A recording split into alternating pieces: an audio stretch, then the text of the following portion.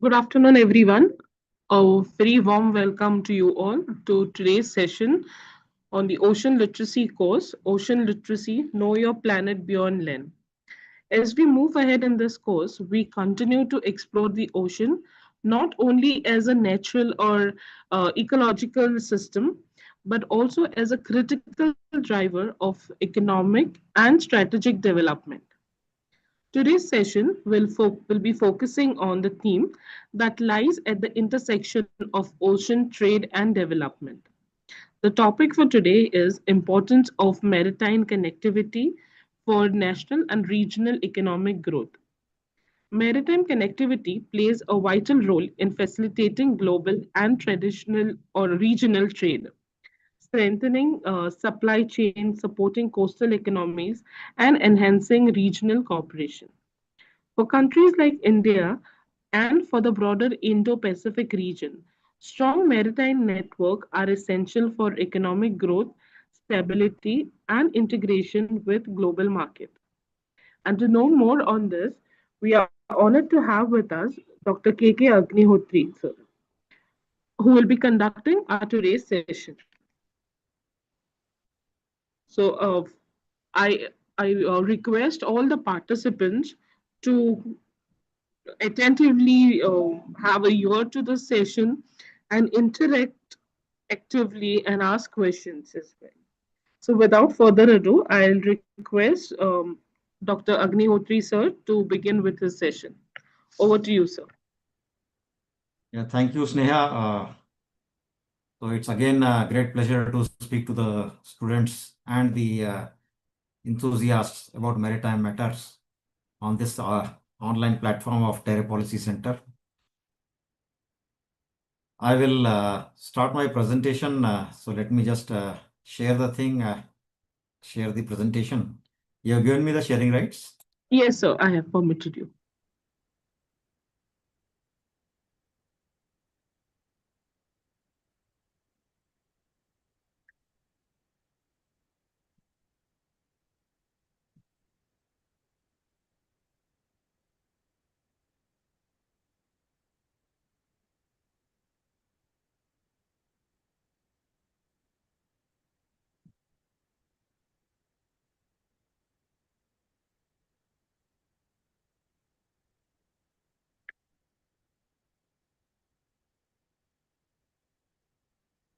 Yeah, so can you see my slide? Yes, sir. You can go full screen. Yeah, now that is full screen. So visible. Can you see? Can you see my slide? Yes, sir. Okay. All right. So last time I spoke to you students and the enthusiast was on the subject of maritime security. And maritime security is one of the main catalysts which is helping in maritime connectivity. So unless there is unless the seas are secure, safe for navigation, and are not devoid of any kind of threat to the free flow of maritime trade and connectivity, then the flow of trade does not take place smoothly, and the trade lines are affected. As a result, the economies of many countries are affected. We have seen how the maritime connectivity and maritime supply chains have got badly disrupted because of 3 years of Russia-Ukraine conflict, wherein a lot of products from Ukraine, fertilizers, grains, etc., even oil to some extent, was passing through the Black Sea. All the maritime supply chains emanating from Ukraine, particularly for food security of Africa, they all got disrupted because of this. So maritime security and safe and secure seas is one of the prime requisites of having effective maritime connectivity and trade flows. So I will again start by revising the three maps before I start the presentation per se. These maps were shown at the last presentation also. So it is just you can take it as a kind of revision or a kind of internalization of the geographical extent of the area that we are talking about, and where the connectivity is quite important. So this is the Indo-Pacific region, India's proximate seas. And as I had told last time, India's interpretation of Indo-Pacific region extends from the east coast of Africa to the western shores of Americas. Now that's a huge area, of course. And as I had said earlier, the Indian areas of maritime interests have been divided into two distinct zones, and they have been laid down in the Indian Maritime Security Strategy of 2015, as well as the Indian Maritime Doctrine of 2009. Both the documents are available in the open source if you type their titles.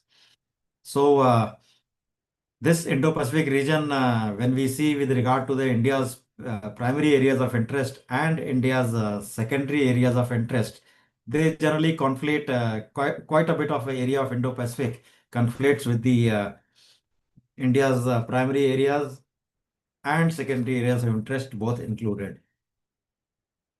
So, concentrating a little more on primary areas of maritime interest, because this is the area through which many international sea shipping lanes pass. Shipping lanes are the lanes through which the merchant ships generally ply their trade, and the trade flows in the both the directions. Trade as well as energy flow in both the directions flows. So the Indian Ocean region's locks, the ISL is the international shipping lane, is a very important trade flow artery passing through this primary areas of interest. So just to elaborate on the primary areas of interest, India's coastal areas and maritime zones, they include the coastline, the outlying islands of India, the internal seas, the territorial waters, the contiguous zone, the exclusive economic zone, and the continental shelf. So all these are India's primary area of interest. The Arabian Sea, the Bay of Bengal, Andaman Sea, and their littoral regions also are part of the primary areas of interest. Persian Gulf and its littoral countries, which are the source of majority of our oil supplies and gas imports. And it is home to more than 7 million expatriate Indians, various countries. That is in the Gulf, in Qatar, Oman, Saudi Arabia, and the other Gulf countries. Then the choke points which lead to or from the Indian Ocean region, including the 6-degree channel, I'll show you in the next slide. The 9-degree channel, the Strait of Hormuz, Bab el Mandeb. This is where I'm talking about Suez Canal, Bab el Mandeb, Strait of Hormuz, Malacca Strait, Singapore Strait, Strait, Lombok Strait, even the Mozambique Channel. Mozambique Channel is in the bottom left. The only mouth of the channel is seen, but this is where my cursor lies. This is the Mozambique Channel. And the Cape of Good Hope around Africa, that is not on this slide. And the areas which encompass our sea lines of communication and vital energy and resource interests. As far as the secondary areas are concerned, secondary areas of interest lie in the Southeast Indian Ocean, including the sea routes to the Pacific Ocean and the littoral regions in the vicinity, South and East China Seas, Western Pacific Ocean and their littoral regions, Southern Indian Ocean region abutting Antarctica, Mediterranean Sea, west coast of Africa and their littoral countries, and other areas of national interest based on considerations of diaspora, overseas investment, and political relations. Now, please note the last bullet that I am talking about. The other areas of national interest based on consideration of Indian diaspora, overseas investments, and political relations. So it's not as though the secondary areas of interest are only marked geographically. They may extend to further areas where Indian diaspora resides in a large manner, and overseas investments, Indian overseas investments are there, and if our political relations are good, and the country with which our political relations are good is affected in some way by inimical interests or hostile interests of other countries. So this slide I have just showed you. I'll leave it for a moment here so that you can read out the critical choke points and the narrow straits from left to right or from west to east, starting with Suez Canal and ending with Lombok Strait.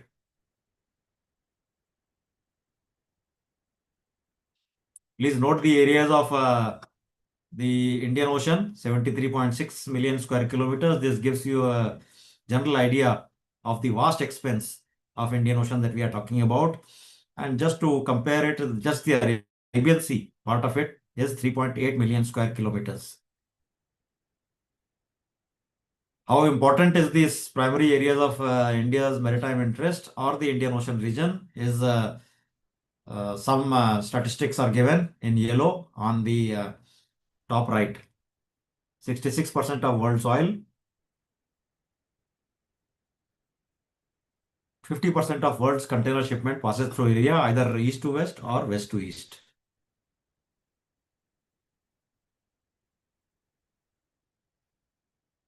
So after you have generally made yourself familiar with the geography of Indian Ocean region and the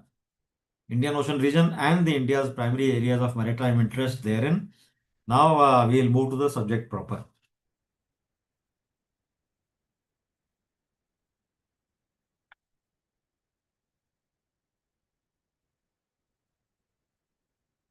So India's own commitment to a national and a regional transition from the existing brown model of economic development to an enduring blue model of economic development is one of an abiding feature of its maritime policy.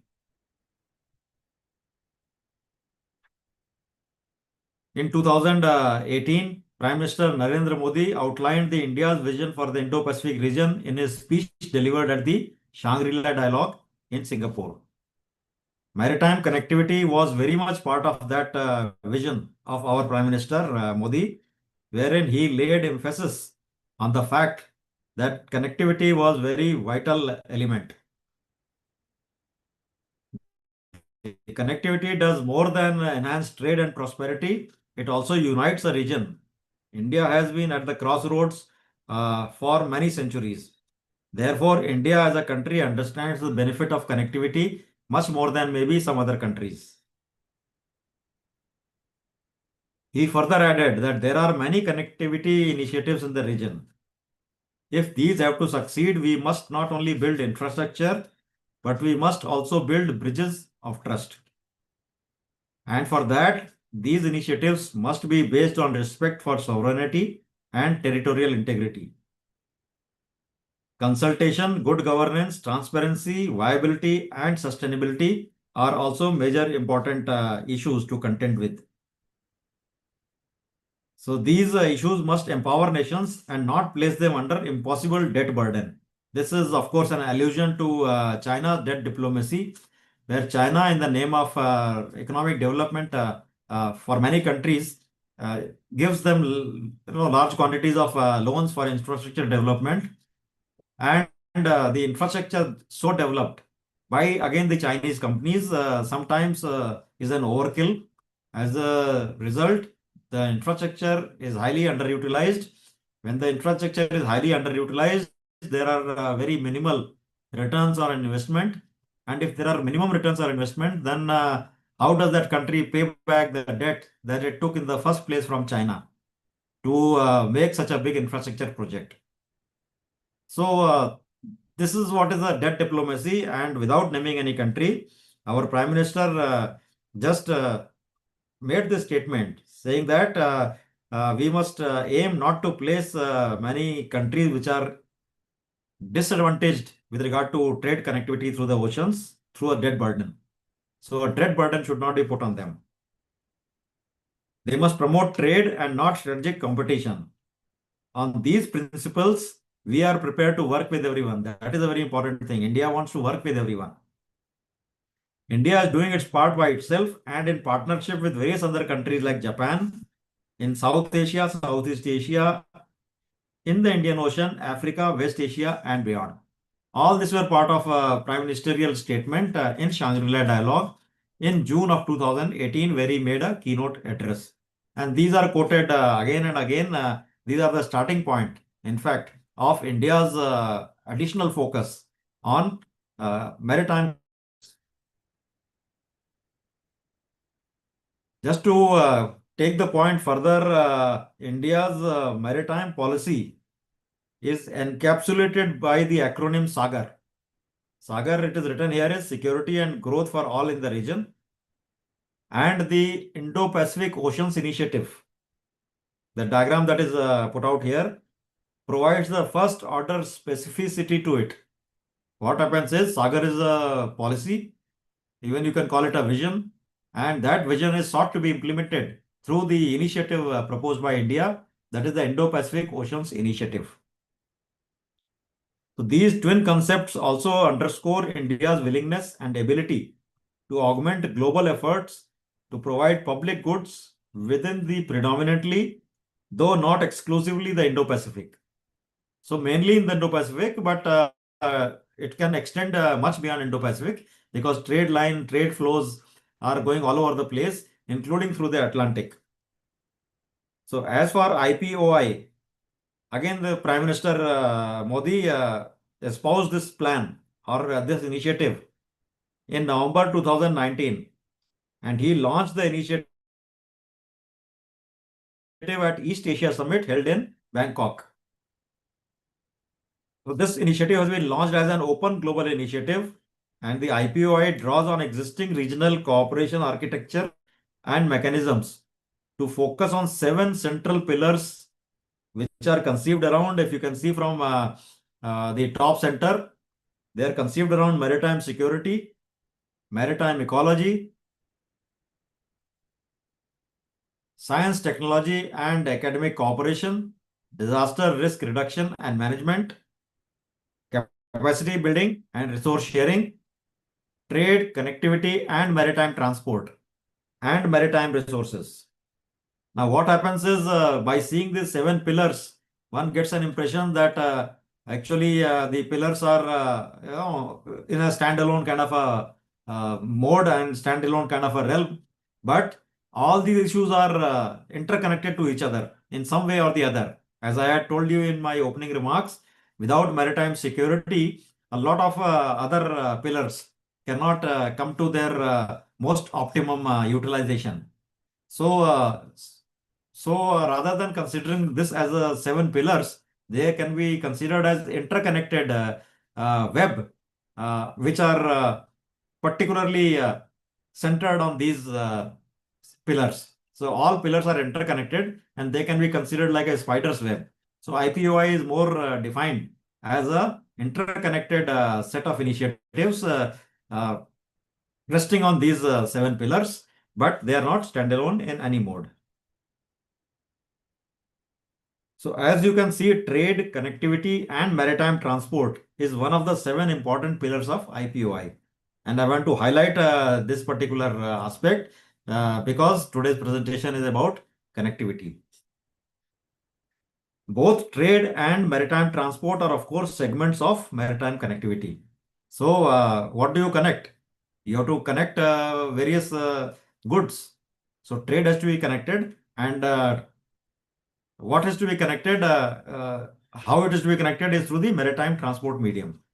We will cover these as we go along.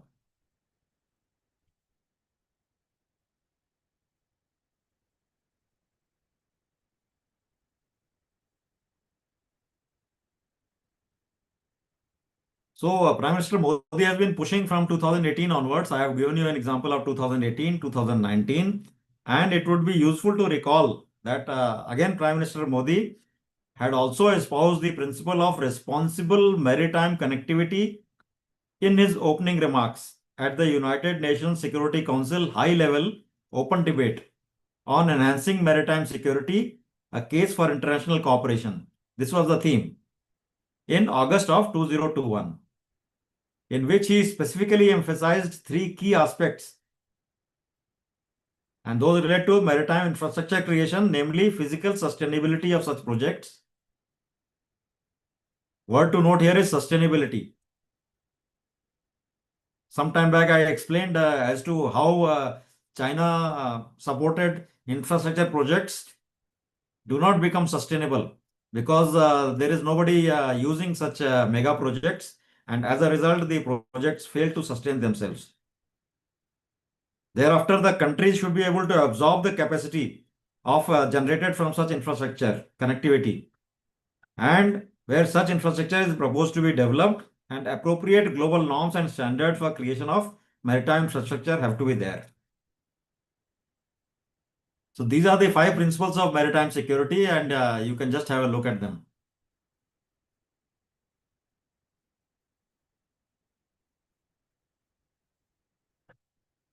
Point number 4 is very clear. Point number 5, encourage responsible maritime connectivity.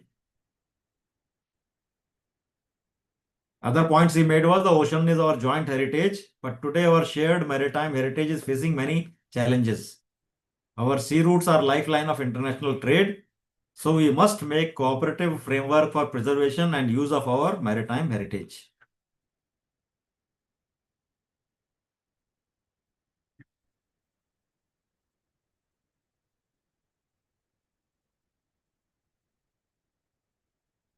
So now that we have set the stage, or our Prime Minister Modi has set the stage for enhancing maritime connectivity across India and throughout the region, now we must look at what are the elements of maritime connectivity.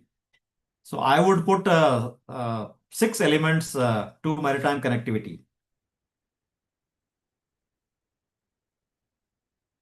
Of course, the maritime connectivity has many facets like physical, digital, or cultural connectivity.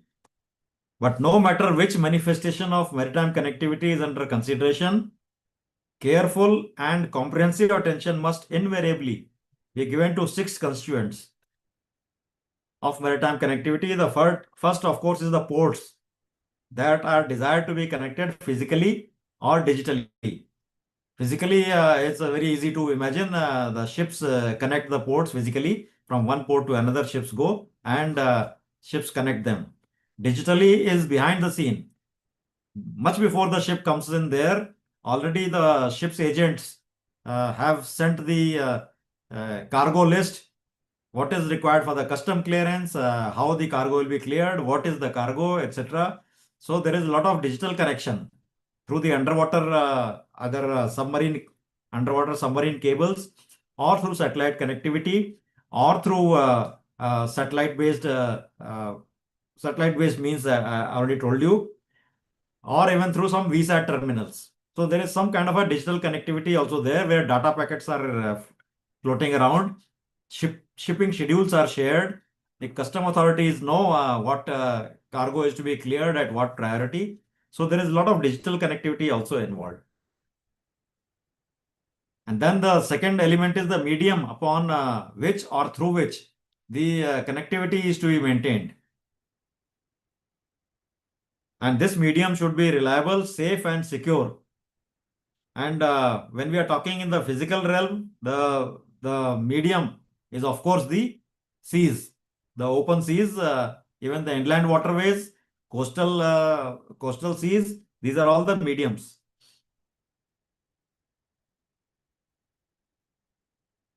So the physical medium, as I said, could be riverine medium, coastal or oceanic stretches, as also directional vectors adopted, namely international shipping lanes. These are notionally marked. You can see it on the international commercial charts. And in times of military tension or actual armed conflict, these military sea lanes, which have now an operational and security connotation, they are and they are country specific. They are called sea lines of communication.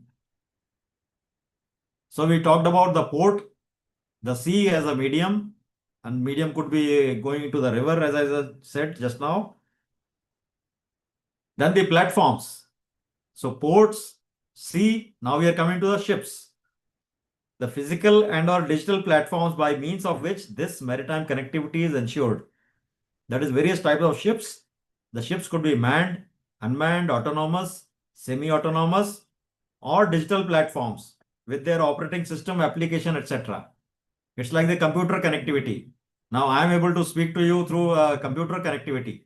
Similarly, one port or port authorities of one country are able to speak to another country's port authority. Data exchange uh, can take place through this particular digital medium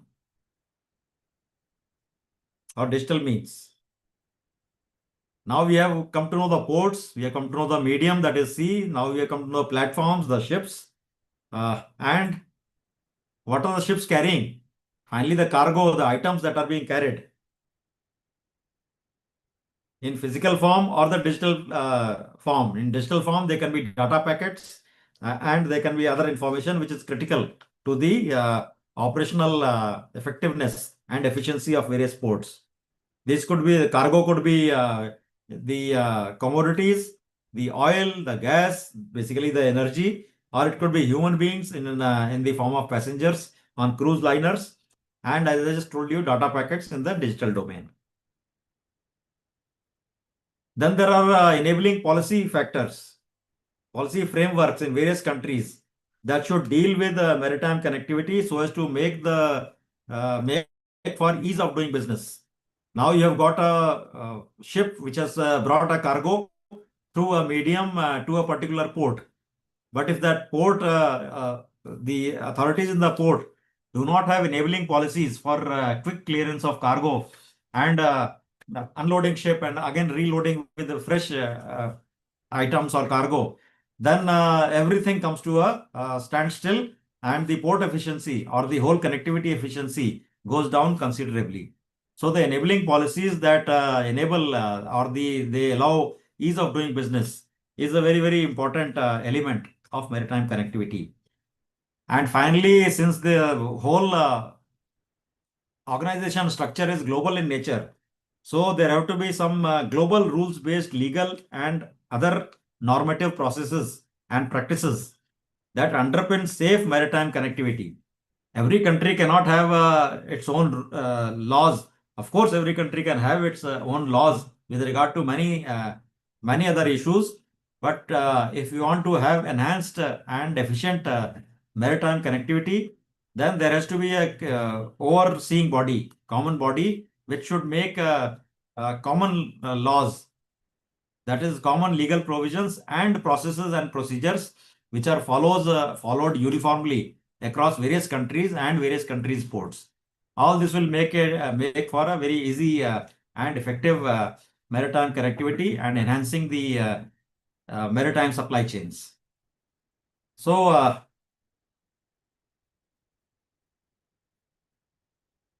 just have a look at this slide and remember these 6 elements of connectivity, ports, and we are talking about maritime connectivity. Ports, medium, platform, items, policies, and rules-based legal order and other normative processes and practices. Because we'll be discussing each of them in brief, of course, in the next few slides. Sneha, my audio is okay?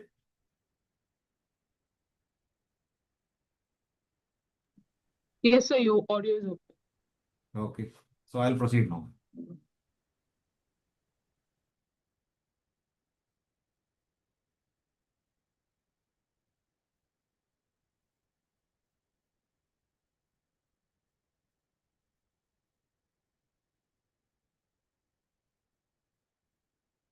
So India wants to enhance its maritime connectivity and make it most productive and efficient as per the vision of the Prime Minister Modi. And to fulfill that vision, the Ministry of Ports, Shipping and Waterways issued a document, a very detailed document. This is more than 300 pages in March 2021. It is called the Maritime India Vision 2030.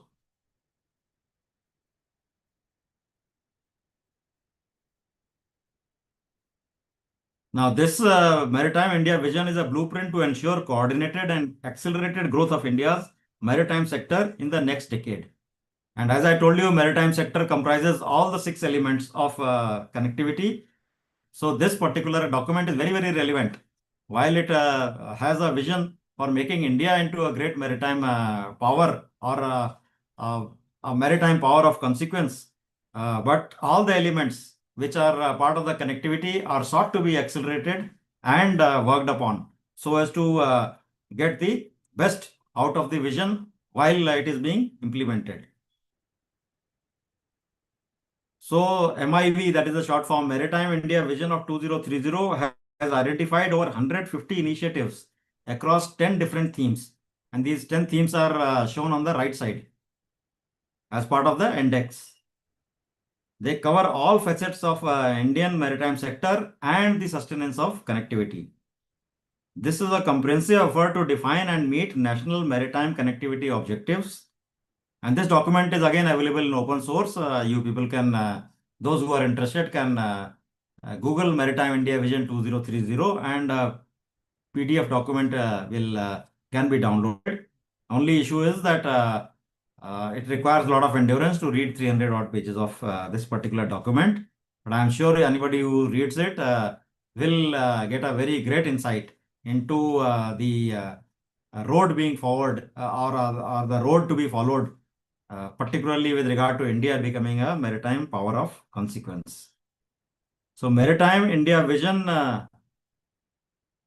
2030, it looks for an overall investment of more than 3 lakh crores to 3.5 lakh crores across ports sector, shipping sector, inland waterways categories.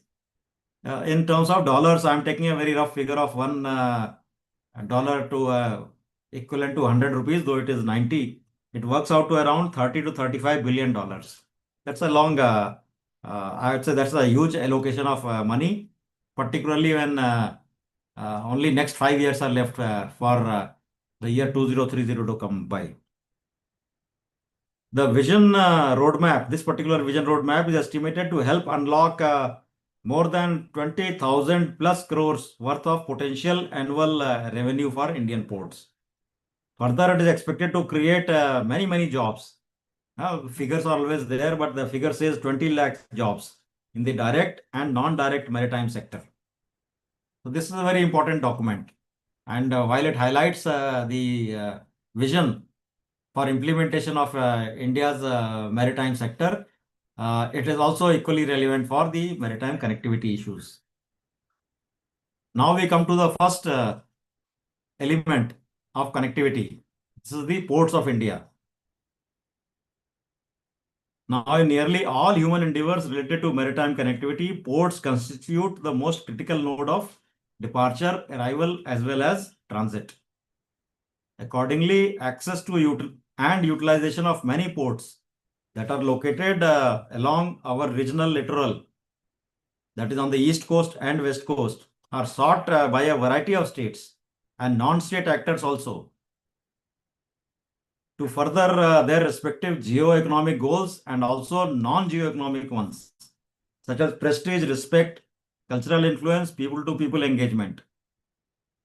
I would like to highlight one point with regard to why the non-state actors seek some of these ports. And I will draw your attention to my previous lecture, wherein the non-state actors supported by the Pakistani state's establishment sought the port of Mumbai and selected the port of Mumbai for carrying out a terrorist attack. That is of 26/11/2008. So, a lot of people seek, some states seek various ports for their legitimate business. Some non-state actors seek various ports for their legitimate as well as illegitimate business. So I just highlighted an example of how a non-state actor could seek a particular port in the region for carrying out its nefarious activities. So this slide shows the ports interspread across the entire coastline of India.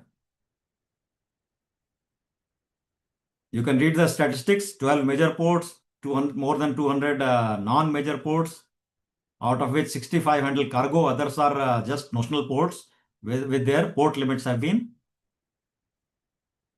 measured, and they have been put out in the open domain so that people know, people all over the world know that this is the port limit of this particular port, which is not there, but it is a notional thing.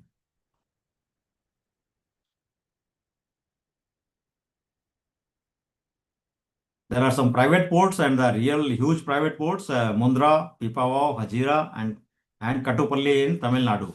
Mundra is a very big port now, operated by Adanis. And other major ports being developed is the Vadhavan near Dahanu in Maharashtra, and in Campbell Bay. It's actually further south of Campbell Bay in the last island, the Great Nicobar Island of India.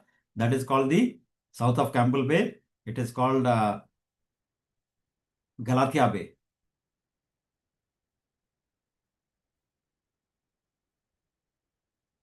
So given that geopolitics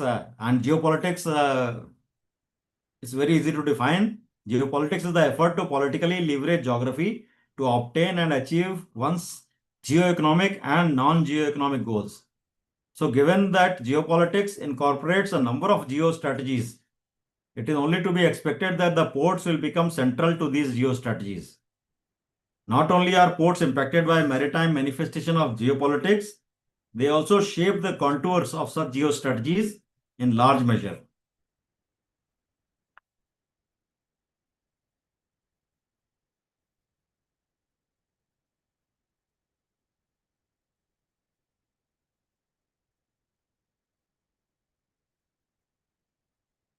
India stands as one of the fastest expanding maritime nations. As part of the port-led development, the central government aims to bring Indian ports to global standards and facilitate greater industrialization, manufacturing, and ease of doing business.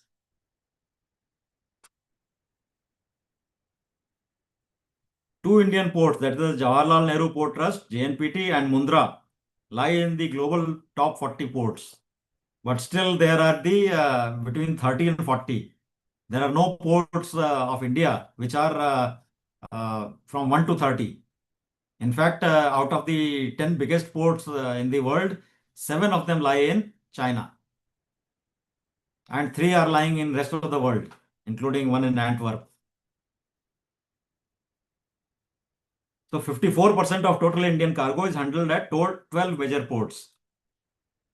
More than 65% capacity has been added in major ports in last 5 years, but there is still a long way to go because our ports are not most efficiently utilized. By modernizing its ports, India will ensure advancement of coastal communities, coastal districts, and by implication, the whole nation. 95% of India's trade by volume and 70% by value moves across by the seas. So naturally, the ports are the most critical entry and exit nodes for India's GDP and its sustenance.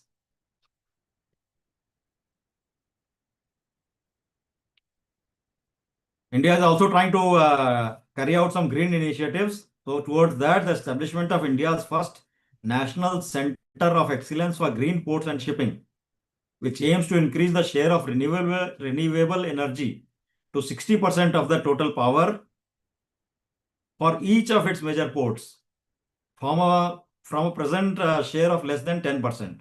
So the target is quite ambitious. As of now, there is only 10% of demand which is provided by green and renewable energy. But we plan to have this particular target expanded to 60%. So this is a major initiative of the government and hopefully it will take shape in the next 5 years as per the Maritime India Vision 2030. The ports also aim to reduce carbon emissions per ton of cargo handled by 30% by 2030.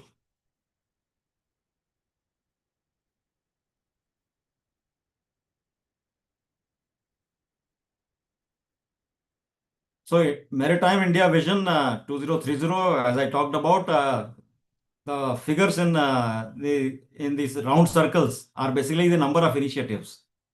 So under the ports infrastructure, to make the world-class port infrastructure, there are 11 initiatives.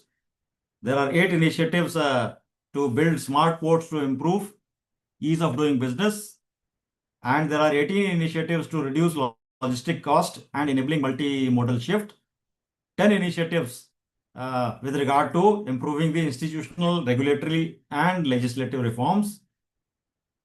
And I can't see the figure. I think that is 4 or 7 initiatives for safe, sustainable, and green maritime sector.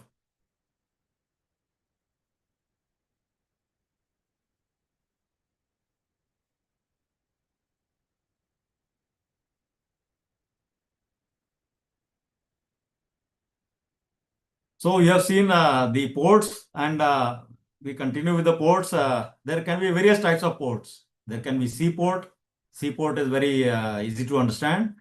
There can be ports on the rivers, which are the deep rivers from the sea. Certain vessels with shallower draft can go into rivers and they can dock at riverine ports. There can be inland ports. Inland ports can be anything. They can be dry port. It is like we have an inland port in Delhi, in Tughlakabad. There is another one opening at Dadri, and of course, dry ports I'm talking about. Inland ports are within the territorial waters of India, and there can be fishing ports, cargo ports, and within these ports, there can be cruise shipping terminals. Those of you who have noticed in Bombay or Mumbai, there is a huge passenger terminal at Apollo Bandar, and it has been there for a very, very long time. And a lot of facilities, including for custom and immigration, are there for clearance of the foreign passengers, uh, the custom clearance as well as immigration clearance of foreigners who visit the city or visit our country through the passenger liners or the cruise ships. Then the ports can be only destination ports, so that all the cargo which is unloaded is sent to the hinterland of the country, of the same country. Basically, the complete cargo is unloaded and does not go anywhere. Feeder ports, like if it is a big port, then a lot of material is downloaded and it is put on smaller ships, which are the feeder types, and then it goes into the feeder ports. Because deep draft vessels, draft is the uh, uh, I would say, the part of the ship which is extending below water. So you require that much of depth. Now, if there is not enough depth in very, very many ports, then the feeder ships of shallower drafts are used to take the cargo or the required items which have come to the destination, which have come to the main port. They get loaded and they go to the feeder ports. And then there is transshipment port. A ship, as you can imagine, is a huge entity and it is carrying a lot of cargo. The whole cargo, in many cases, is not meant for the destination as the port. So some of the cargo is meant for other ports. They may be in the country or they may be outside the country. So these container cargoes or any other kind of cargo has to be reloaded onto another ship, and it has to be transshipped to that particular country. So there are ports can have different functions. They can be destination ports, they can be feeder ports, and they can be transshipment ports. And when you think of ports, ports are not only points of connection between land and sea, or between one port at sea and another port at sea, but they are now nodal points between cities. They manage supply chains.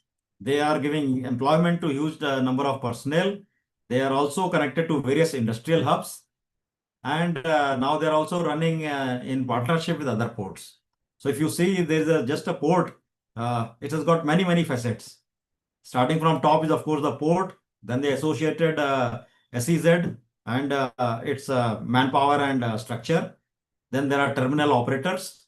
Sometimes port is in one country, the operator is from another country. Then there are the shipping lines who are connected. The cargo has to be moved inland to the hinterland. So there are railways and intermodal transport connections. There are logistic companies. whole ecosystem is there. Pipelines, industrial belts are there, custom authorities, even the city authorities. I would venture to say even banks and clearing houses, including a complete swift system, because finally everybody is there. Commercial shipping is there, and it exists only for profits. So there have to be a major movement of money, and major movement of money is through banks, international banks, local banks, and they're all connected internationally through the internet medium, digitally, through the various gateways, and gateways are sending the data through the submarine cables. When I say submarine cables, the cables which are laid on the seabed. So now you can see that ports are not only one they do not exist only in isolated way. They are part of a huge ecosystem, and this ecosystem requires to operate seamlessly and effectively. For that to happen, every component in the ecosystem must play its part equally effectively and efficiently. Now we come to the second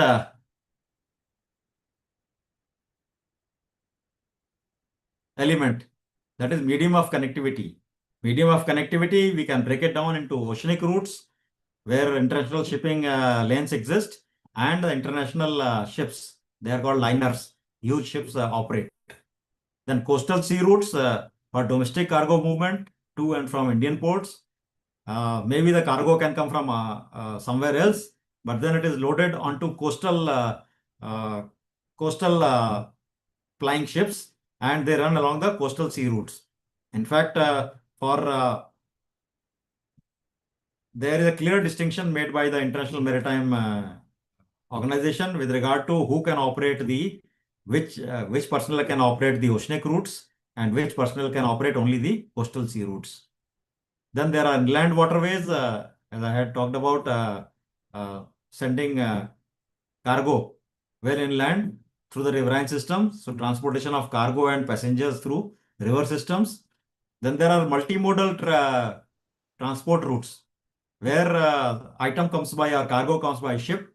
It is downloaded onto it is offloaded, and then it is again loaded onto trucks, or it is loaded onto railway wagons. Then it goes some distance. There it can again be further offloaded and put on the riverine boats. So various combinations can exist. So rail, road, sea, and any combination thereof can be utilized in case of multimodal transport routes.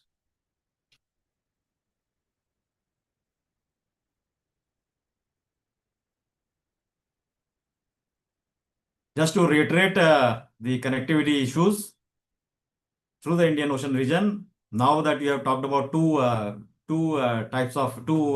elements of connectivity, over 1,45,000 ships every year passing through various international shipping lanes in the Indian Ocean. Over 90,000 ships every year cross through the Malacca Strait, and through the Bab Mandeb Strait, around 22,000 ships are passing. So this is just a reiteration of whatever point I'm talking about with regard to the medium of connectivity. The white lines, of course, are showing the international shipping lanes. Now, coastal routes. I am just giving you a representative diagram of four commodities, how coastal routes are utilized, and what are the main coastal routes between the east coast and south of India, as well as on the west coast. So there are this is just representative figures for coal coastal shipping. You can see for iron ore coastal shipping, movement from eastern cluster ports to western cluster. Cement, these are the main material, and these are the main core material for sustenance of any country's economy.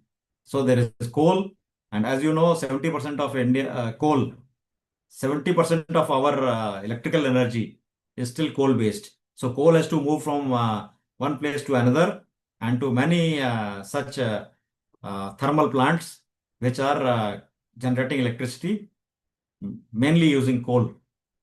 as their primary resource. Then iron ore comes. Iron ore is also getting exported. So iron ore coastal shipping is there. You can see POL is petroleum oil lubricants, basically for the energy commodities. That is the crude oil and even the other products.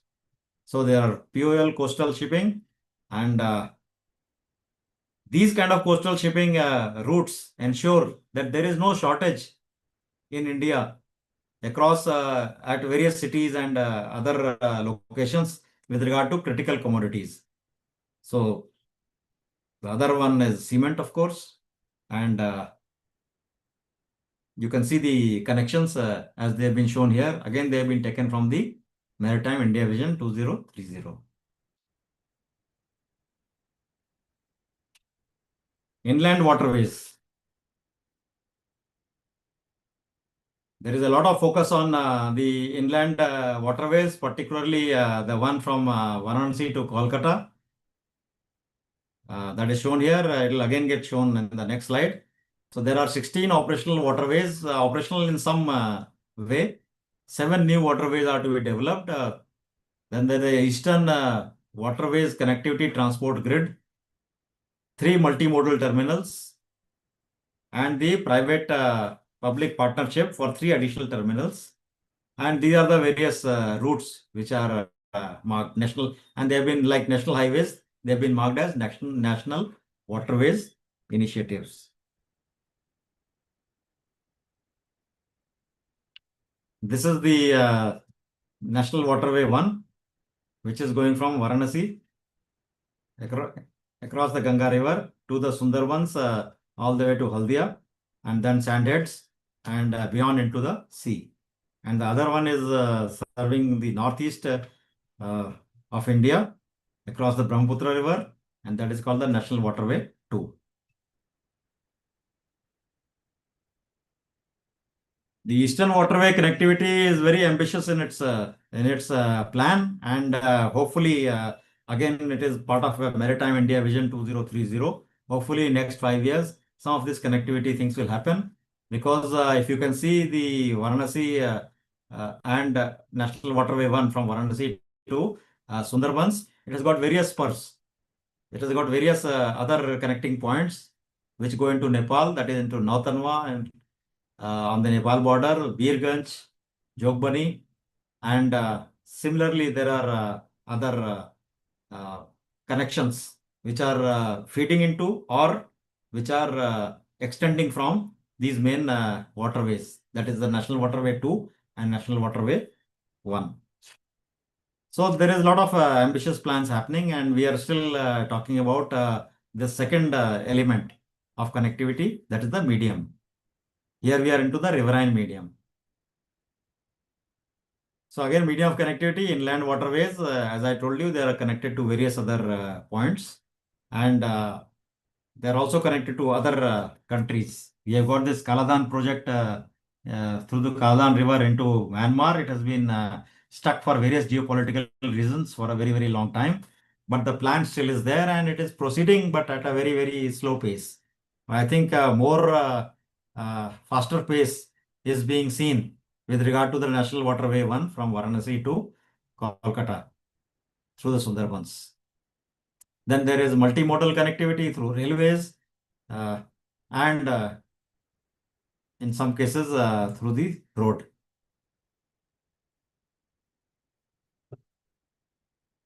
This is just a blow up of the National Waterway 2. You can see the general alignment of Brahmaputra and how it is connecting up from eastern parts of northeast India to western part of northeast India, finishing at Dhubri. This can also be used as a great medium for enhancing tourism, and this slide only goes to show that even the Indian tourists can use this particular inland route. But as of now, it is not. It is aspirational and it is not fully functional for as a tourist route. Then multimodal routes in the international context, there is the India, Middle East, Europe economic corridor. Uh, then there is the international north-south transport corridor.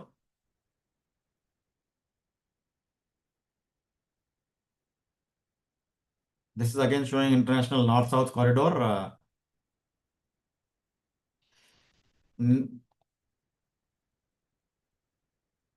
problem with the international north-south corridor is that one of the initial ports where the cargo is expected to go is the Chabahar port in Iran. And again, it has become a casualty of geopolitical tensions between India, Iran, as well as USA, wherein India has invested a lot of money into Chabahar port. And despite heavy amount of investment, the port is not able to function fully. I won't say the port, the India controlled terminal is not able to function fully because of geopolitical reasons. Otherwise, this international north-south transport corridor is supposed to connect Mumbai all the way to Moscow, uh, and it will be multimodal in nature. Through Chabahar, the cargo is supposed to go by road or rail to Caspian Sea. In Caspian Sea, there are three routes. Either it can get offloaded onto again the water carriers. When I say water carriers, smaller ships, and cross the Caspian Sea through the center, or it can go left of it through Baku, or it can go right of it through Aktau, it is marked here. And then the further cargo can move to Moscow. It is very aspirational, but hope is that Jhabbar port is stuck uh, in the geopolitical quagmire. This particular IMEC, India, Middle East, European Economic Corridor, showed a lot of promise. But when the Israel and Gaza conflict started, the whole thing again took a backseat. The progress was again slow. But now that there is some kind of a temporary ceasefire, India is hoping that this particular route will finally become functional somewhat. But as of now, there is a lot of work to be done on these things. But I am just trying to highlight that the oceanic medium of connectivity has also got multimodal routes. So third element of connectivity, ships, they can be of manned, unmanned, autonomous, semi-autonomous types, submarine cable or underwater cables, undersea cables on the seabed for global communication and data connectivity, and digital platforms either through space medium and their operating systems and applications. In this context, I would just like to tell you that the Western countries and US tried to isolate or break the connectivity towards Russia by isolating its trade and other patterns, by seizing all its assets in foreign banks, as also not allowing Russia to use the globally acknowledged and globally used SWIFT platform for transfer of huge amount of money from one country to another.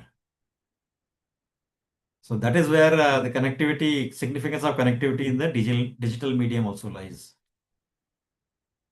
So in the physical realm of connectivity, these are the kind of platforms. They can be the liquefied natural gas carriers on the left, top. Center is the bulk carrier. Cruise ships on the top right. Then there can be container kind of ships. There can be car ferry kind of or specialized kind of ships. And car ferry is a specialized kind of a ship. And there is a tanker. I am putting this a very basic slide, presuming that some people are totally new to the maritime medium and with regard to maritime knowledge. Those who are already knowing about this, it can be just a revision with regard to what kind of ships are there as platforms of connectivity.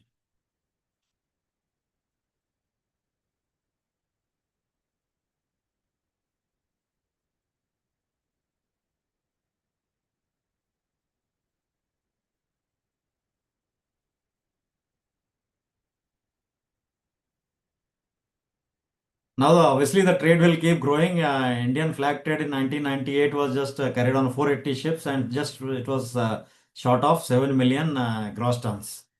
Accounted for 34% of India's import and export. By 2023, the number of ships which are carrying Indian cargo had increased to 1529 ships, and the cargo had more than doubled or just about doubled to 13.89 million tons. And but it is only accounting for 7.45% of Indian import and export. When you say Indian flag trade, the cargo carried on Indian flag ships. And just as a matter of interest, India has a very less number of ships, particularly with regard to its private sector. That is in the Shipping Corporation of India. It is just about 59 ships, of which the bigger ships are very less. Now, further data shows that out of the 1529 ships in the Indian register, only 490 vessels, just 32%, were deployed for overseas trade. Rest all 64% of the vessels are or 68% of the vessels are engaged in coastal trade. And if you look at the last bullet, in other words, 32% of Indian ships account for 88% of India's gross tonnage, while 68% of Indian Navy ships carry, not Indian Navy ships, sorry, Indian coastal ships carry just 12% of the tonnage. Means very less coastal tonnage, coastal cargo is being utilized by Indian ships. And that is where the opportunity lies. And the foreigners are taking advantage of this opportunity. Not enough of Indian coastal uh, trade ships are there. And this is because there is an opportunity. The Maritime India vision wants to have more and more Indian registered ships in the coastal trade as well as in the international trade. So international trade ships are called foreign going, and these ships are called on domestic routes, coastal trade ships.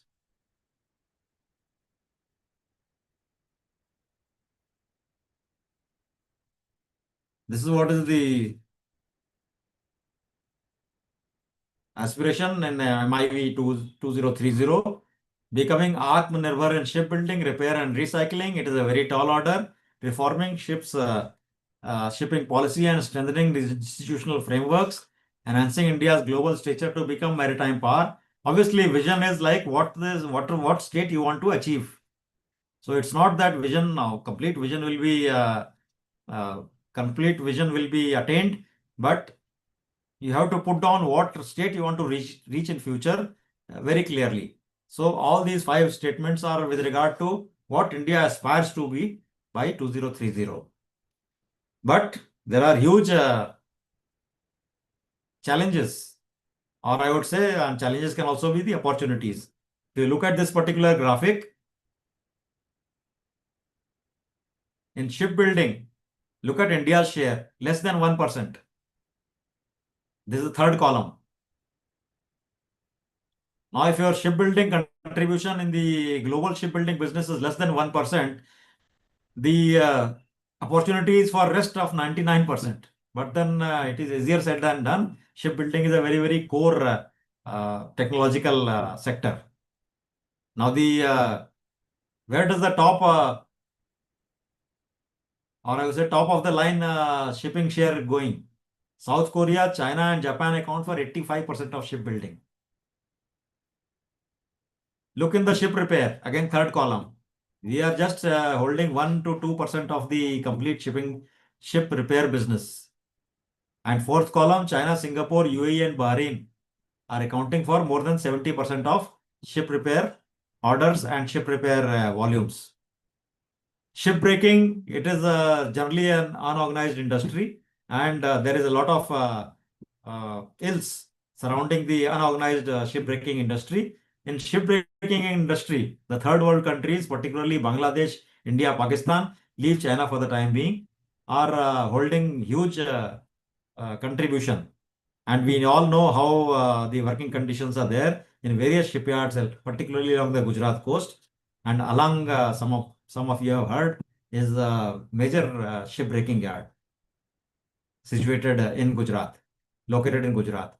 So in shipbreaking, we have quite a bit of share, but then this is nothing to be very proud of because it is all in unorganized sector, and the uh, decommissioned ships or unseaworthy ships or ships which can no longer be used are sold to the recyclers in the unorganized sector, and they bring them and do things in a very unscientific way, causing huge environmental pollution as well as causing various toxicity related diseases into the workforce. Again, workforce is by various contractors, which are again in unorganized sector.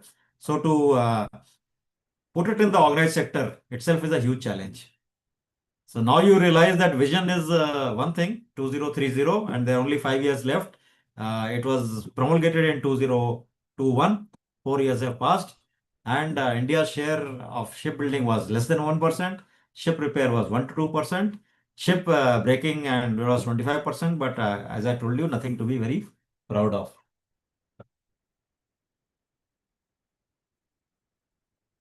Because the share is so low, takeoff factor is so low, there is huge opportunities, and this is just showing the opportunities. Uh, Again, if you look at the central graphic, global market share is hogged by China and Korea.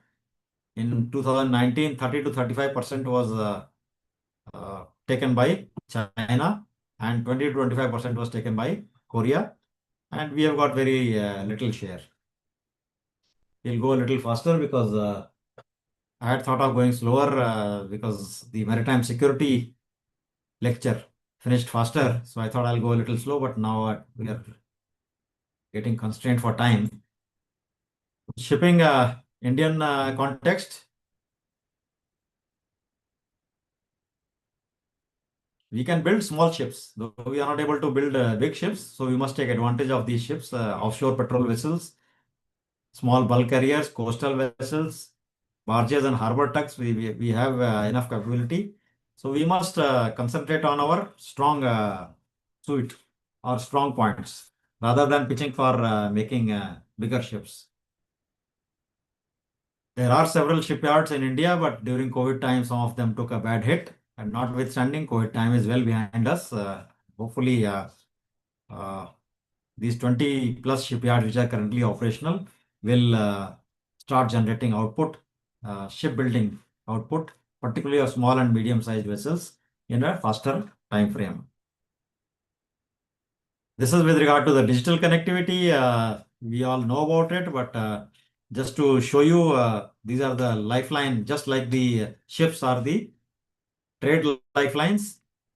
These are the trade facilitating lifelines. The complete data packets, complete information about shipping, complete shipping is only one part of the communication carried by these data cables. They are actually lifelines for our complete. I would say for every aspect of our existence and sustenance on board across the globe.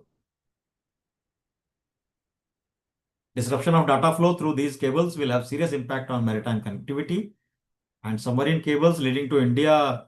Just for one example, damaged in Red Sea when MV Rubimar was hit by Houthis in February 2024, and it sank on top of some of the cables in the Red Sea over here, and the Red Sea, that cable got damaged, and it had huge impact on various maritime connectivity, not only maritime connectivity issues, even internet issues. There were internet was down for some time, and as we all know, internet is a very intrinsic part of our day-to-day life, whether it is social media or even commercial activities, etc.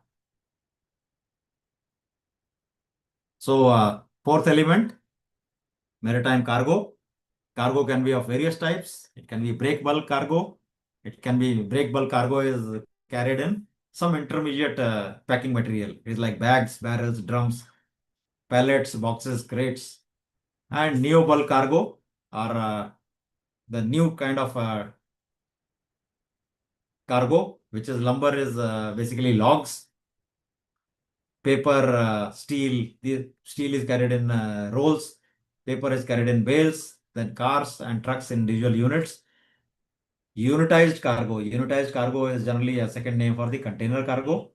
The liquid bulk cargo is, of course, the petroleum products, gasoline, uh, any kind of a liquid which is carried in bulk. And it is also the crude oil. Dry bulk is coal, grain, iron ore, bauxite, cement. In this case, the complete hold is filled with the free material. There is not packed into any intermediate packing material. Cargo volume is expected to increase by more than double by 2030. This graph just shows that much. And only issue is that we require big ports if more and more cargo is to be moved. But India has very limited number of ports with more than 100 million tons per annum capacity. There are just so many ports, 7 ports. And some other countries have got huge ports with more than 600 million tons per annum capacity. So we have to aspire towards making very, very big ports so that there is quantum increase in the volume of cargo which can transit through Indian ports. This is just an example to show how Port of Rotterdam has got 670 million tons per annum. Can you see the stark difference between Indian ports capacity and the capacity of certain foreign ports? Singapore, small country, and I won't say small port. Port is quite spread over quite an area. 955 million tons per annum, and one in Australia is 620. So unless we get big ports, we will not be able to scale up the volume of cargo, and we will not be able to get big ships. We are trying to build certain ports, particularly in Vadhavan, in Maharashtra. Paradip is a deep water port and is handling quite a bit of it, but still all ports are below 300. Now, how do you get these ports to be serviced by international liners? So, as a convention, the international liners do not want to deviate too much from the international shipping lane.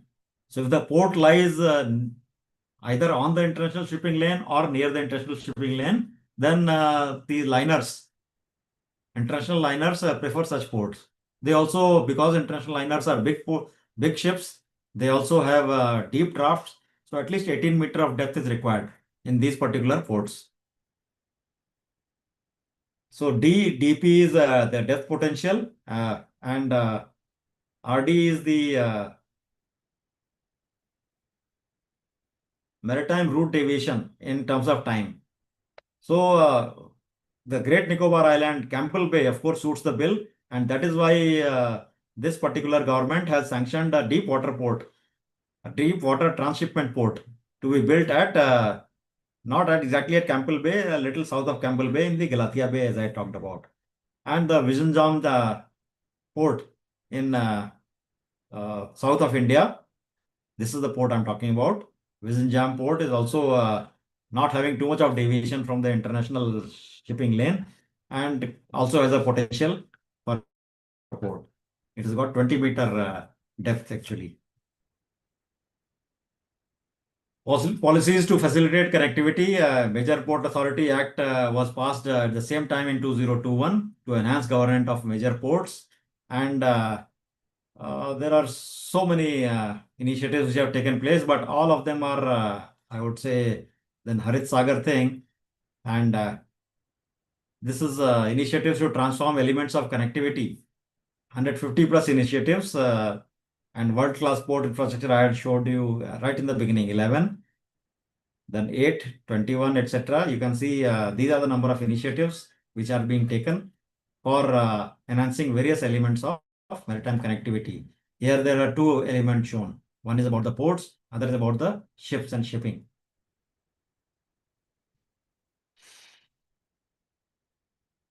Look at the key targets. You know, okay, current it was showing the document at that time was 2020. So if you see any one parameter, you see major ports with more than 300 million tons per annum cargo. We had none, and now we plan to have at least 3 ports. Diagram I showed you, none of them are more than 300 million tons cargo handling capacity. Then we want to have global ranking in shipbuilding and ship repair, where I'm moving my cursor. 20 sounds very nice, but it is shipbuilding, is just one less than 1%, and ship repair is 1 to 2%. So 20, the ranking 20 may give a wrong picture. But look at the quantum is so less, 1% and 1 to 2%. We want to become top 10, maybe we want to go to 5% of it. But then again, it is aspirational.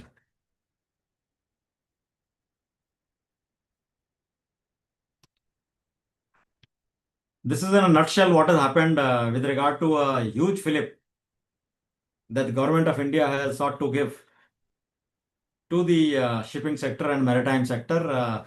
2025 has been a seminal year in that sense. Five bills became the law, or five laws were passed with regard to maritime sector in this particular year. Merchant Shipping Act, Indian Ports Act, Postal Shipping Act, and Carriage of Goods by Sea Act, and Bills of Lading Act. All these are titles. You can, time is short, you can type these titles and Google them, and you will be able to get the acts, which are now the laws passed by the parliament. So this is a seminal year, as I said, and a lot of activities have taken place. And hopefully in the next 5 years, that is 2030, the effects of the enabling provisions placed in these particular acts will benefit the Indian maritime sector and improve connectivity across its various elements. As far as the rules-based order is concerned, India passed its Maritime Anti-Piracy Act 2022, that is the name, in February 2023. And pirates are the biggest obstruction to safe and secure navigation at sea. And it is very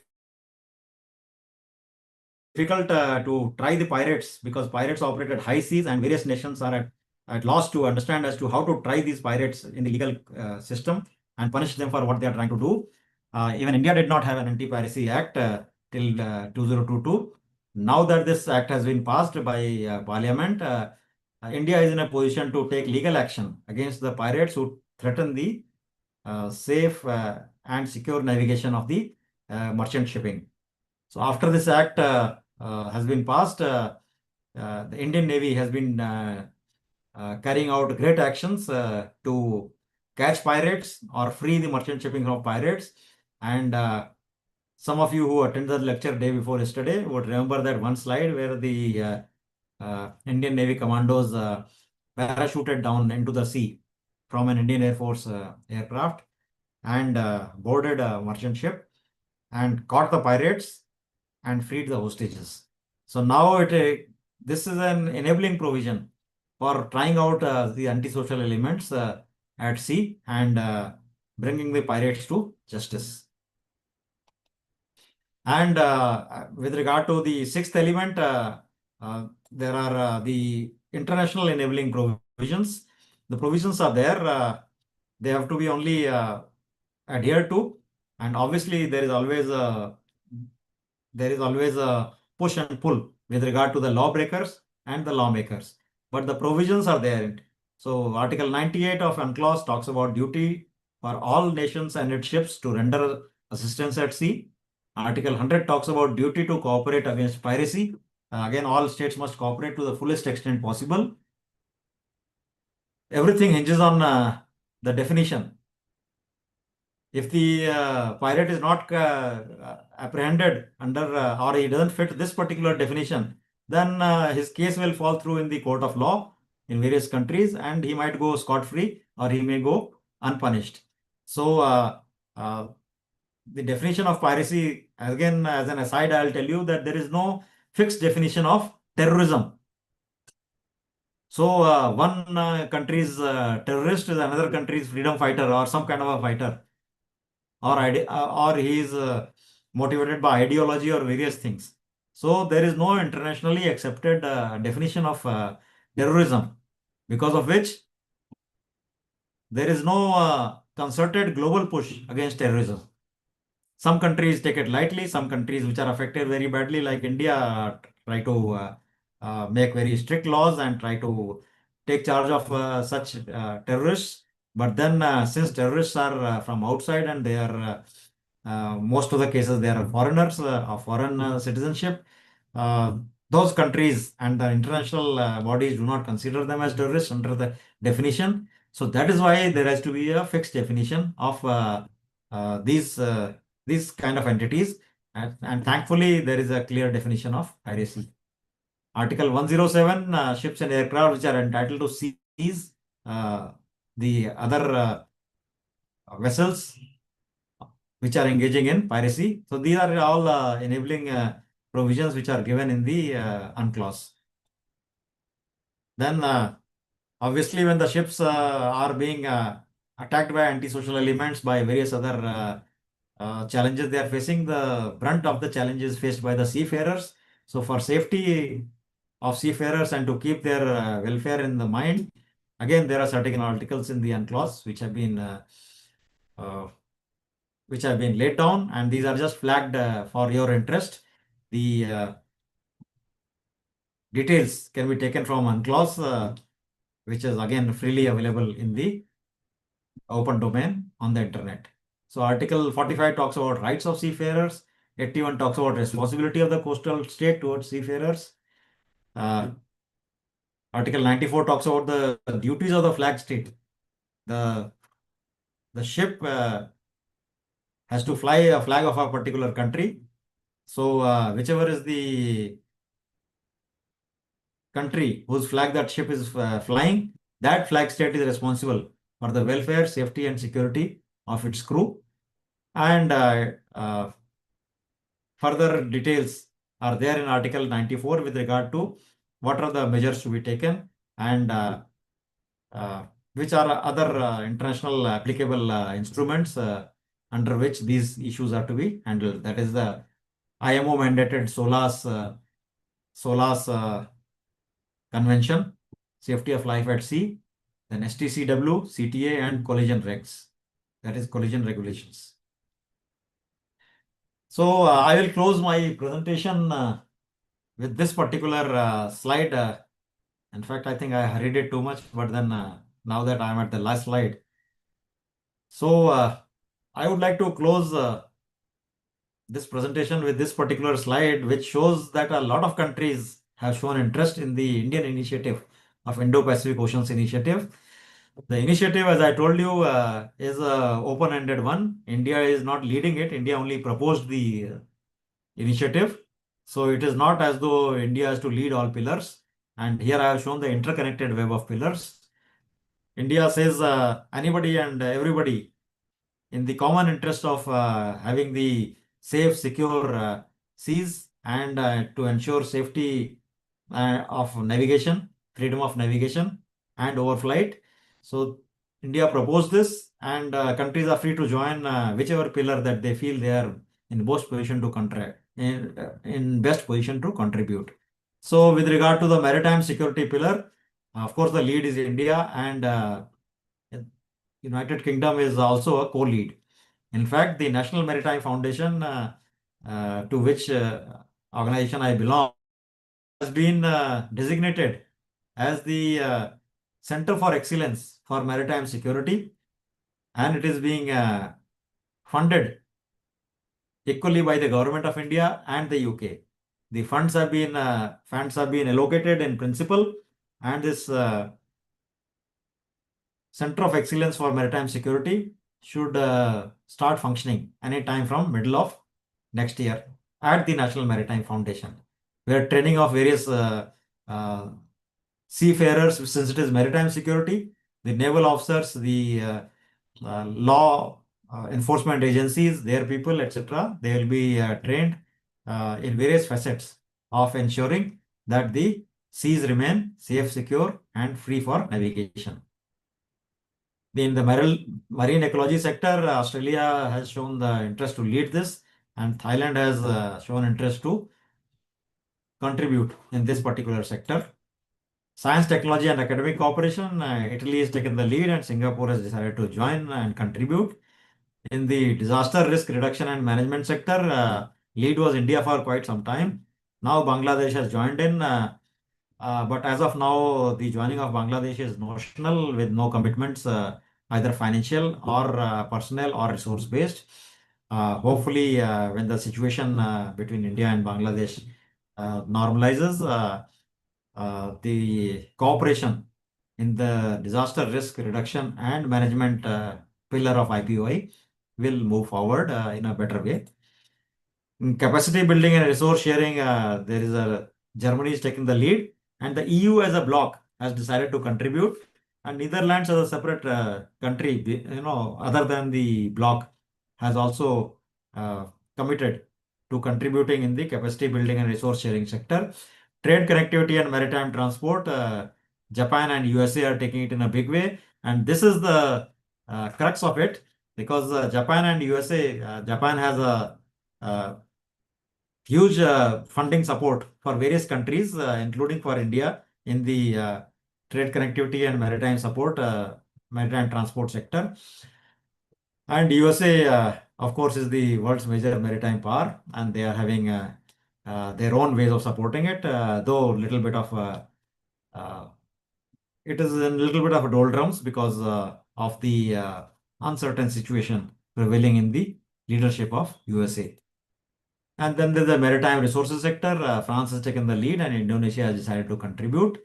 So this is the overall picture of IPOI. And in my view, this IPOI provides a comprehensive insight and a window for improving not only India's maritime connectivity and making it more efficient and effective, but it is providing a roadmap for a holistic and comprehensive kind of a uh, uh, way ahead for the greater global community to contribute and benefit from it. So with that, I have finished. Thank you.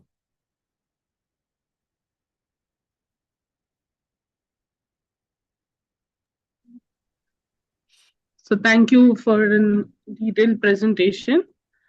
I'll request the participants to come up with the questions. You can either put it in the chat box, or you all can unmute yourself and go ahead with the question.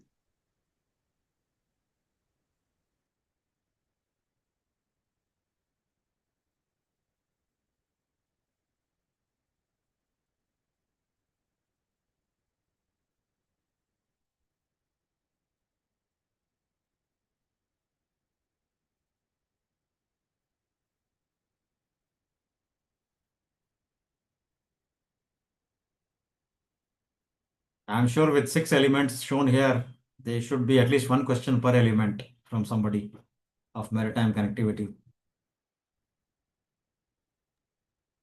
Yes, and indeed, this is a one-time opportunity for the participants as well, where you all can discuss such an important topic. So we have got one question here.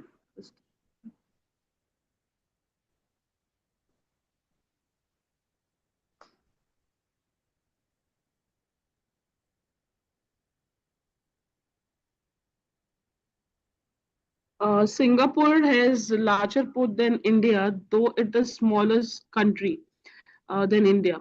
What's the matter influencing making ports? Is geological matter also interrupt?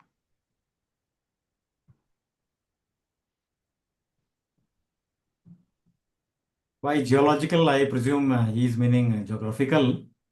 Geographical is what I guess Yeah, it is. and interrupt, I think, has been typed wrongly, but notwithstanding, as I had said, I had only mentioned two factors. One is that there should be deep water on these ports, and second is that the port should lie as far as possible on the international shipping lane.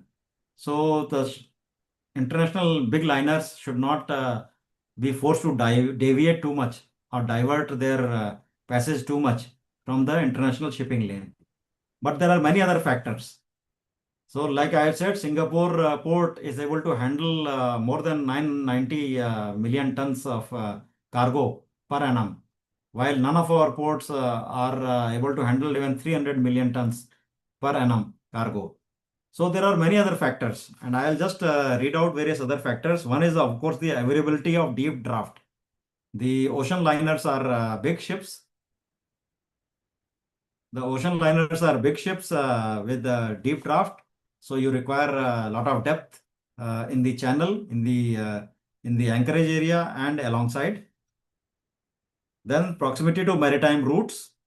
All current ports of east and west coast of India are at a distance of greater than 5 hour of voyage. Means the ship has to deviate for 5 hours from the international shipping lane, which makes these locations unattractive for transshipment.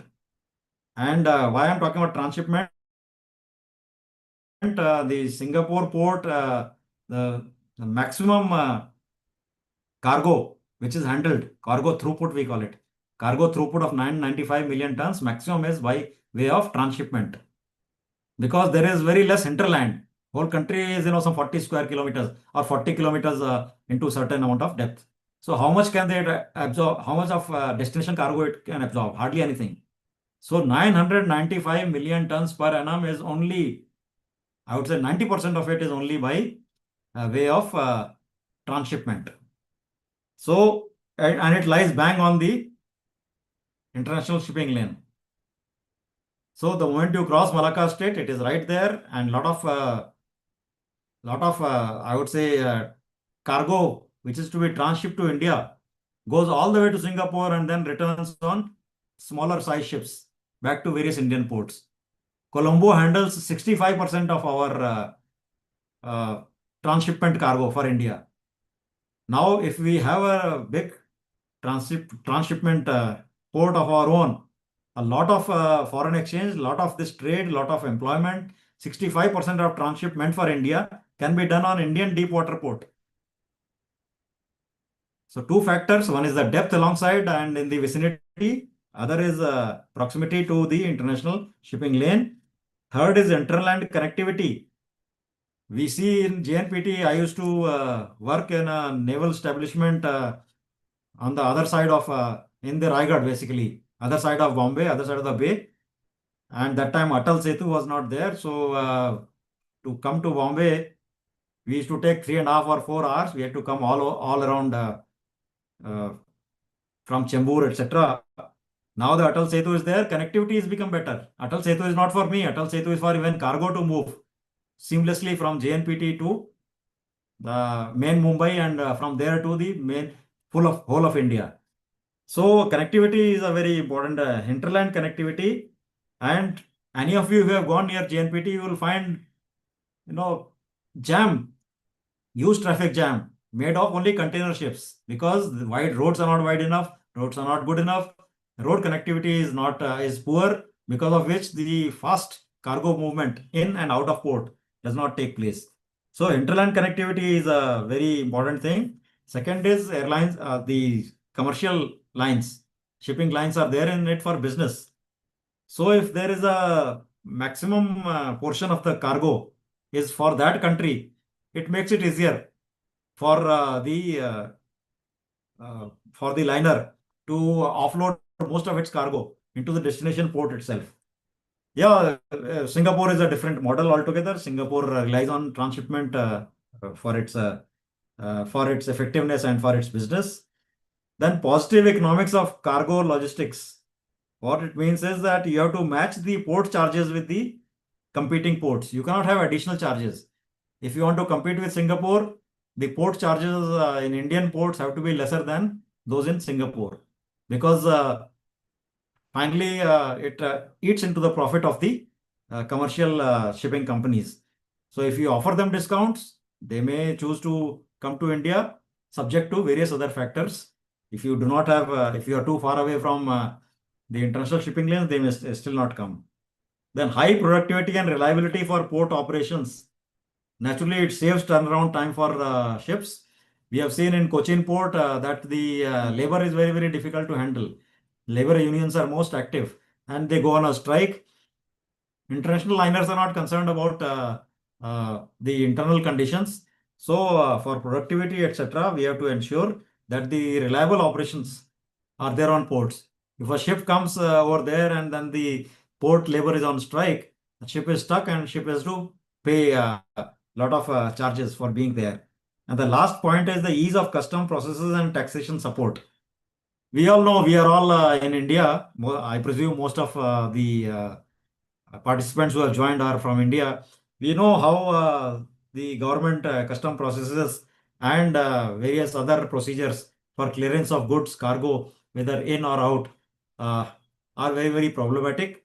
And in fact, there is a complete gray economy uh, existing, wherein various unauthorized means are used by unscrupulous trader agents, etc., uh, which through these unscrupulous means manage to get their cargo cleared at the expense of the regular cargo, which is to be routed through customs, etc. Any of you who have traveled once in a while outside country and have come back, some of you would have seen the vagaries of and their misbehavior of custom officers. So there is a lot to be desired with regard to ease of custom processes and taxation support. So I have given you 6 factors which are very, very it's a well-oiled machinery in a port like Singapore, and a lot of it is happening even in a port like Colombo. And we are not able to meet these factors. If we are able to do it in maybe next 5 years, because that is what the Maritime India vision is, then possibly we should be able to take away some business from Singapore.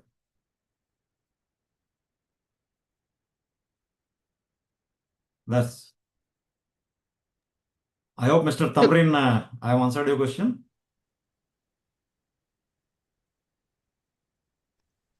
Thank you. Okay, sorry, it's Miss Tamrin. The second question is by Mr. Gajanan. It is surprising that China is not part of any IPOI element's responsibility. The answer is pretty much evident. First of all, it is India proposed initiative. Secondly, it talks about Indo-Pacific Oceans Initiative. China does not believe, or China does not use these terminologies. In fact, China is in serious opposition to the terminology of Indo-Pacific. China uses the term Asia-Pacific, wherein as far as he is concerned, he means that China is concerned, Asia for him is only in the East Asia. So Japan, Korea, China, and those kind of in India and its existence is the major problem for China. And so it wants to downplay the existence of India itself. India is a very, very big country in Asia, but Indo-Pacific concept allows India to project itself more visibly. However, China does not use the term Indo-Pacific, and it vehemently opposes the Indo-Pacific because it wants to use the Asia-Pacific, wherein prominence of China and various other countries on the Pacific side in Asia is is uh, uh, is more visible and is more contributory. So China will obviously not join any elements of the IPOI.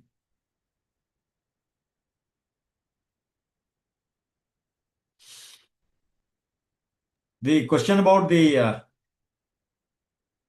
damage to the submarine pipeline or cables, India is very ill prepared, very, very ill prepared. In fact, many countries of the world are very, very ill prepared. China is very, very well prepared. So maybe, we'll have to actually go to China in case there is some major cable fault or cable cut, because China has got comprehensive cable laying ships, cable repair ships, and what is not to be said, but I can say it here, even cable damaging ships, cable cutting ships. So China is the perpetrator, and then maybe we'll have to go to China if the chips are down for it to be repaired. But notwithstanding, China is not the only player. European players are there.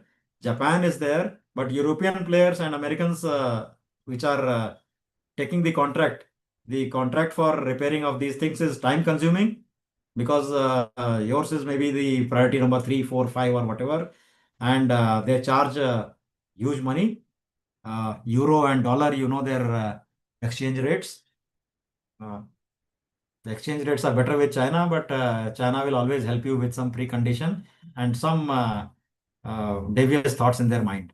So that is the question. We are very, very ill prepared, and we are just living on goodwill of countries if they do not damage the cable.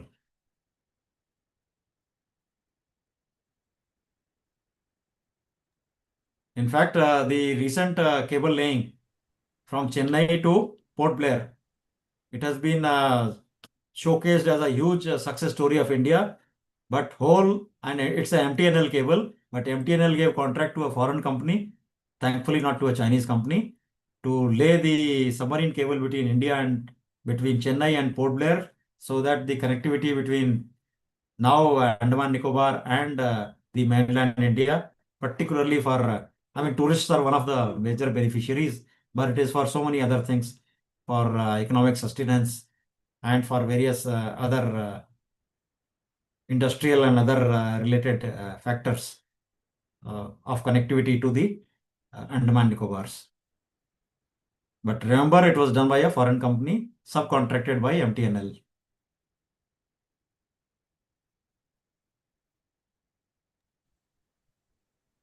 Any more questions from the participant?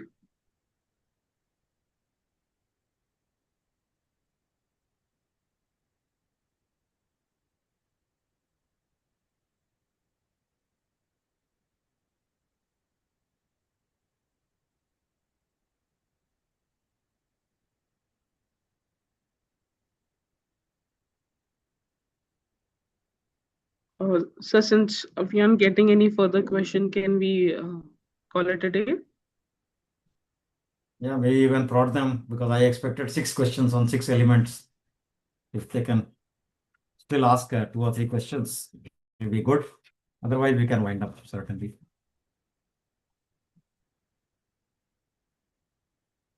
Yeah, Mr. Sarveshwar Sahu, I can see your photo, and you have no question? Sir, I don't. Hello. Yes, I can hear you. No, sir. Actually, yeah, it was a nice presentation. So that's why I'm not asking if. Okay, everything is very Yeah, clear, whatever I said. yeah. Earlier also, actually, I have attended some of the lecture in this because I am also an Okay, alumnus of IUI. Okay. Thank you, sir. okay, okay. That's great to hear. Something you are asking something. Yes, I am just asking that to you, the host, that it's 8th class of this program. I missed the 6 number class. Can you give me that class record via mail today? It will be a great thing for me. In that case, you can just contact me on my number. I will have a chat there. If you have any questions regarding this today's session, please come up. The rest of your questions will be solved on the group, or you can just text me individually. I mailed you, so if you checked, it will be great. Okay, I'll do that.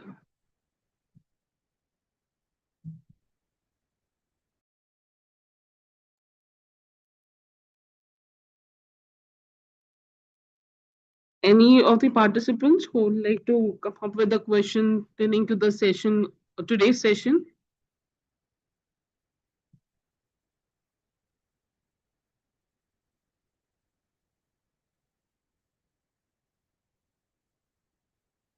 So there is one which says, how is pollution or carbon emission by ships or cargoes from India tackled by India, or the environmental policy?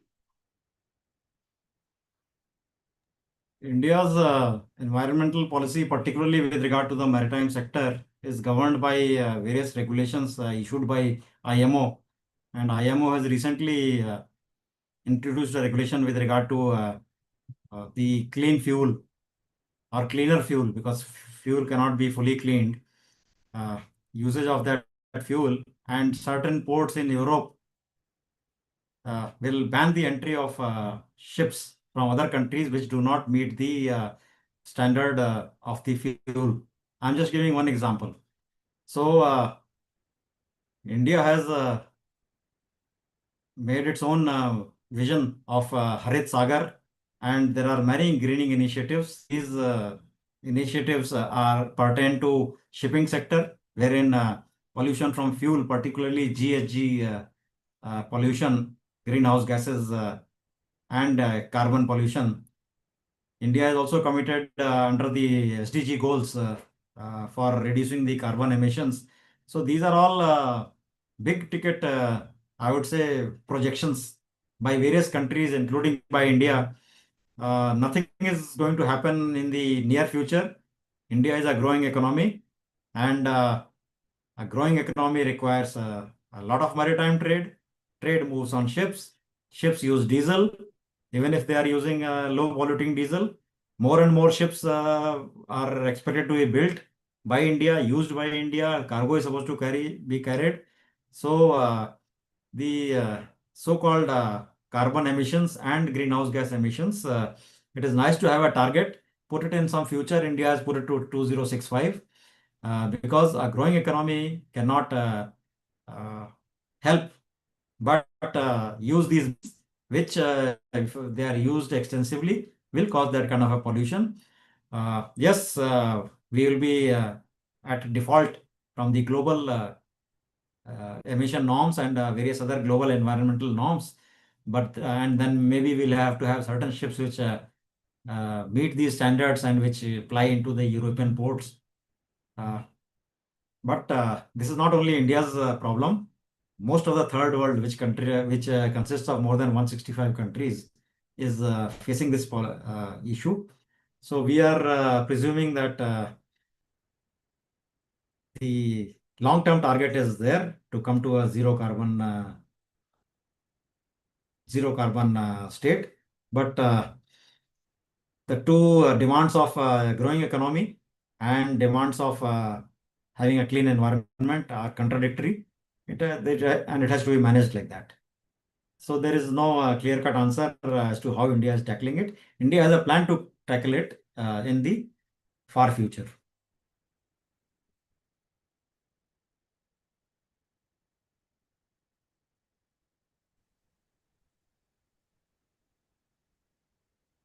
Any more questions? Or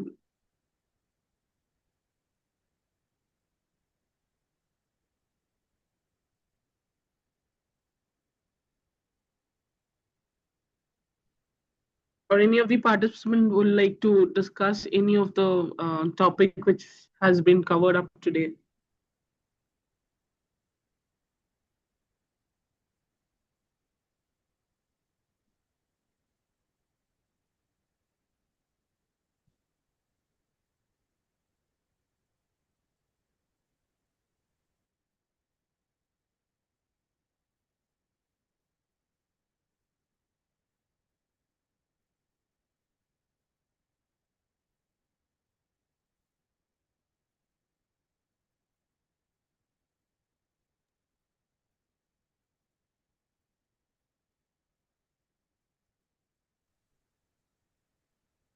Anybody?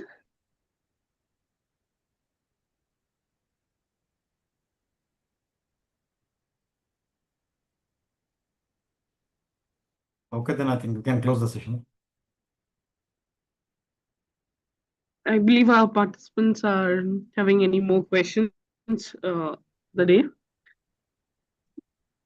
So as we come to the end of the session, I would like to extend my sincere thanks to Dr. K.K. Agnihotri, sir, for an insightful and engaging session on the importance of maritime connectivity for national and regional economic growth.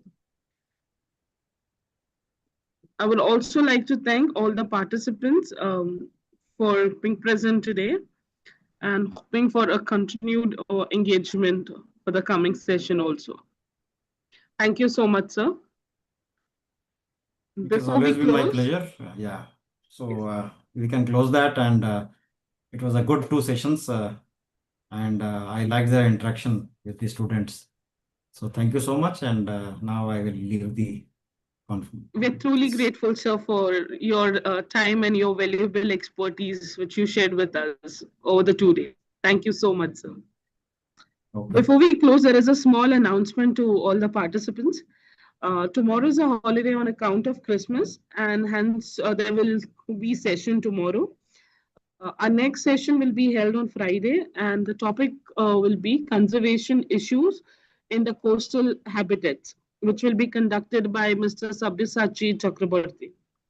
We look forward to your presence and participation for the upcoming session. Once again, thank you everyone and wish you all a Merry Christmas. Thank you. Thank you. Thank you so much.